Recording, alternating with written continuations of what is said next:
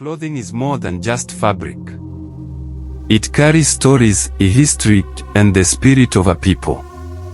Today, we journey into the heart of East Africa, into the land of Kilimanjaro and the Serengeti, into Tanzania, to uncover the story of traditional attire, how it was discovered, what inspired it, and why it remains so valuable today.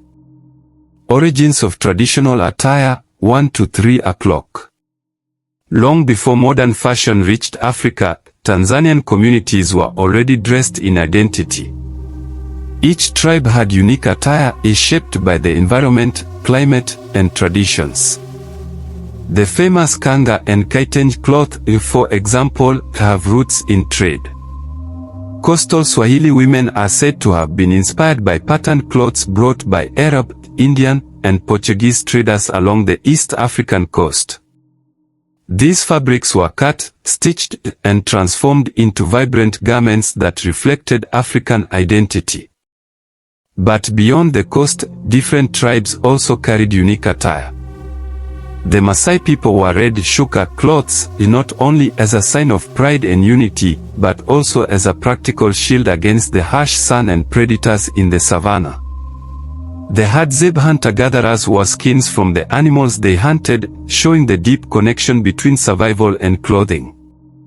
In these attires, we see a discovery that clothing is not only protection for the body, but also a language of culture. Inspiration behind the designs, 3 to 5 o'clock. The inspiration for Tanzanian attire comes from life itself. Colors tell stories.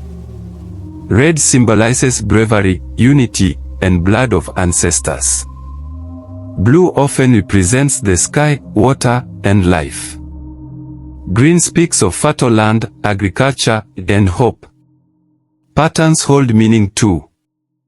The bold prints of the kitenge are not just decorations, they carry proverbs, wisdom, and everyday messages.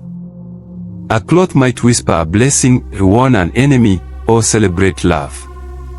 Women especially use kanga cloths to communicate without words, gifting them at weddings, births, and even during conflicts. Every thread carries the rhythm of Tanzania's diverse heritage. The value of traditional attire, 5 to 7 o'clock. The value of Tanzanian traditional attire is more than material. It is spiritual, cultural, and social. To wear traditional attire is to belong to a tribe, a family, a nation. During ceremonies, weddings, dances, or harvest festivals, clothes become symbols of identity and pride. Economically, the fabrics have become a source of livelihood. Local weavers, dyers, and tailors keep the tradition alive while creating fashion that travels across Africa and the world. Even in modern Tanzania, politicians, artists, and everyday citizens proudly wear kitenge or Maasai shuka, not as costumes, but as living history. Connection to the modern world, 7 to 8:30.